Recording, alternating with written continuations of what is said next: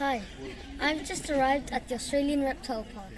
Today, I'm going to visit someone and hold a Tasmanian devil while interviewing her or him and put it on my website. Follow me and let's begin the journey.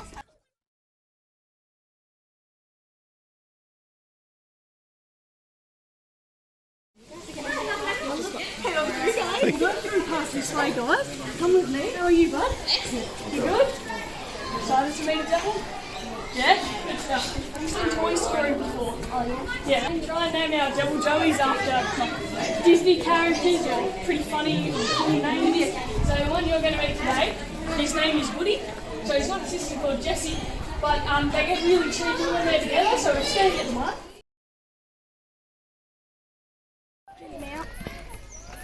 Don't worry, I'm not going to give him to you without a bag because he does scratch a little bit, but I promise it doesn't hurt too much. Yeah. See my hands, they're not bleeding or anything like that. But what I'll get you to do is I'll get you to help me put him in the little pouch, yeah? Do you want to give that a go? Yeah. So hold the pouch open for me, just like that. That's perfect. We'll move this pet pack out of the way. And we'll put little Woody in there. He's really well behaved. Right, just pop him in. Good weight. No, that's okay. It's alright. I'm here to help as well. You take a seat and you get to nurse him for a bit. So he'll just sit in like that, keep your hands around, just so he's sitting in your lap and nice and comfy, yeah? Good stuff. So what do you know about Tasmanian devils? What can you I tell know me? that they're suffering from devilfish tumor disease. That's correct. Now do you know how much of the population has been wiped out because of that? I think 70%. It's getting higher actually, about 90%. So I'm 22 years old. In the past 20 years, so almost my lifetime, about 90% of that population has gone. So there's a lot of devils that are going. But there's about, say, 10,000, 15,000 we think that are left. But that's really quite small in the big scheme of things. There's 7 billion people and there's only that many devils. So there's not very many of them left. Hi, I'm Afraaz, and I've built a website to help save the Tasmanian devils. Today, I'm in the Australian Reptile Park making a video about Woody. Woody's a baby Tasmanian devil, is that correct? Yes it is. He's 8 months old. Okay. So, and I'm going to hold him while we make this video. So I just wanted to ask you a few questions. Firstly, what's your name? My name's Mikaela. Okay, hi Mikaela. Now, what is DFTD? So DFTD, otherwise known as devil facial tumour disease, is a transmissible cancer, otherwise known as a contagious cancer. So you know if you get a cold and you get sick and you're coughing and you're sneezing, you can spread that to your family and your friends. So that's what happens with the devils as well, but they don't spread it through coughing and sneezing, they spread it through biting. So once they've got the cancer, they've got it, they've got 6 months to live, and unfortunately, once they get it, there's no cure for it yet. So what the cancer is, it's actually really big cancerous growths, about the size of a tennis ball they can get to. And that actually stops them from eating and drinking, and that's something we've got to do every single day to survive. So they can't do that, they die a really slow and painful death, and it is affecting the wild population in Tasmania. Yeah. So sorry, but you've just answered 2 of my questions. Oh, 2 of them? Yeah. No worries, So mate. the first one was how can it spread, and the second one is how long it takes them to die from it? yes. If there's a cure. There's no cure. No cure, no. Alright, do you have another question though? I'm sure you have. Can DFTD spread to humans? No, not at all. So it can't spread to humans. There's only 3 known contagious cancers in the world. One affects the devils, one affects canines, and one affects sea cucumbers. Cool. Okay. What's, like, if the Tasmanian devil didn't get the tumor disease, what's the longest lifetime it can have? So, it's a good question. So devils, they're in a family called Dasyurids, and that means a carnivorous marsupial. They're actually a very short-lived animal. So you can have something like a reptile, like an alligator, living for about 80 years. Devils can only live to maybe 7, and maybe even if they're getting really, really old, 8 years of age. But it's really unlikely for that to happen. So Woody here, he's about 8 months old. If he was to live a really good, happy and healthy life in captivity, he might get to about 7 years of age. But in the wild, they might even only get to 5. He gets a bit wriggly sometimes. Yeah, he likes to sit on people's shoulders, but we just give him a little bit of a jiggle around and then pop him back and just hold in front of him there. and he'll stay nice and calm. So what do you think are the best conditions that Woody can thrive in? That's a great question. You know where Tasmanian devils naturally occur? Yeah. Tasmania, like their name suggests. So what they need is a really nice dense forest environment. So through Tassie you've got a lot of really dense environments, quite bushy. It's what's known as sclerophyll forests. So it's where a lot of eucalypts thrive and dense undergrowth as well. But you might be thinking, how can we keep Tasmanian devils in the mainland Australia? So up at Devil Ark, we've got, or Aussie Ark I should say, we've got a breeding facility up there that actually mimics the environment of Tasmania. So we've got that dense undergrowth, it gets really cold. They absolutely love the cold, so when it snows, that's perfect for them. They don't mind the heat too much, but they'll go and hide away for most of the day. They're a nocturnal species, so they'll only come out at night, and it's usually quite cold down in Tassie at night, and it's cold up at Barrington Tops as well. So the best thing for them, dense undergrowth where they can stay nice and hidden, and cold weather, and somewhere where they can raise their other little joeys to thrive, where they'll need dens and hollow logs where they'll go and they'll hide in, and then they'll have their little joeys, and hopefully we can get more little joeys just like Woody here. Do you know how big joeys are when they're born? No. So if you give me Woody for a sec, show me with your hands how big you think a joey would be when it's born. I think this big.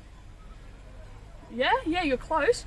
About the size of my pinky nail, actually. Oh, wow. Yeah, I know, it's absolutely tiny. So they're a marsupial, so just like a kangaroo or koala, they have their joeys and they have them in a pouch. So Woody doesn't have a pouch, but his sister Jessie does.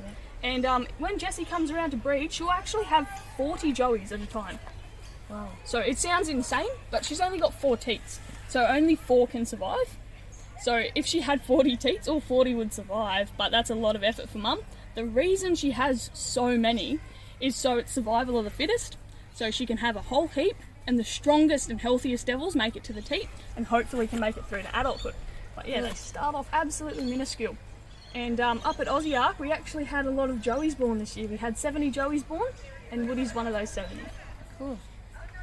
So is Woody going to be used in the park so visitors can see? Yes, so that's his main role at the moment. So he's one of our ambassador species. He gets to meet people like you and members of the public to kind of raise awareness for the devils. He'll stay here for a little bit of time, and then did he get you? Then He's trying to bite me.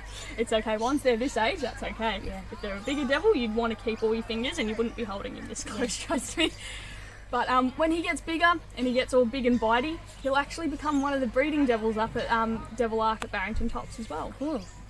So Mikaela, it's a great thing that people are trying to help save the Tasmanian devils. Yes. But why do we need to save them? So that's a really, really good question to ask. Everyone thinks they're really quite an aggressive species because they make a lot of noise and they can sound a bit scary and frighten people off. Yeah. But the reason we need them is because we have no apex predators in Tasmania that get as big as them. So they are the apex predator down there, and they're also the cleanup crew. So that means they go along, they're not necessarily hunters, but what they are is they're scavenger species. So you know when you're driving along, you might be going out to the country and you see a road-killed kangaroo. Yeah. Nothing's going to come along and really clean that up very much, except maybe birds of prey, dingoes on mainland Australia. But in Tasmania, what we have to clean that up are Tasmanian devils. So they'll gather in groups of maybe 10 to 12 devils, and they'll eat away that entire carcass. They eat the fur, the flesh, cartilage, bones, you name it, they'll eat it all down. They eat about 10% of their body weight every day, and in a gorge feed, they'll eat about 1/3 of their body weight. So they scoff a lot of food, and they eat that in about half an hour's time as well. So the reason we need them is to get rid of rotting carcasses and flesh from the side of the roads that harbour bacteria and all nasty things. And it encourages other animals to the side of the road too. So we've always got to be really careful when we're driving past roadkill animals. Even on mainland Australia, you get your birds of prey and other animals that will come down and feast on that carcass. But the devils clean it up a lot faster. But you've still got to be careful on your roads around mainland Australia and through Tassie as well. But they are a really important species, and we need to keep them alive and healthy. Yeah. Thanks. No, you're very welcome, buddy. You're very welcome. So just to sum up, we asked our first question, what is DFTD? And the answer was that DFTD is a facial cancer. It's called tumour, and it can spread to Tasmanian devils by biting. And there is also no known cure. So they basically live and die, which is kind of sad. It is, it's very sad. Very sad. Hi, we've just finished our interview with a person called Mikaela, and I have already held a Tasmanian devil, and now we're going to donate. Follow me. Can we donate with a credit card? You sure can, right here. So all you have to do is put your credit card put it on there to tap. So all you have to do is hold it up to the little tap bay there. There you go. And that goes straight to Aussie Ark. Thank you very much for your donation. It costs about $3 to $5 a day to feed a devil.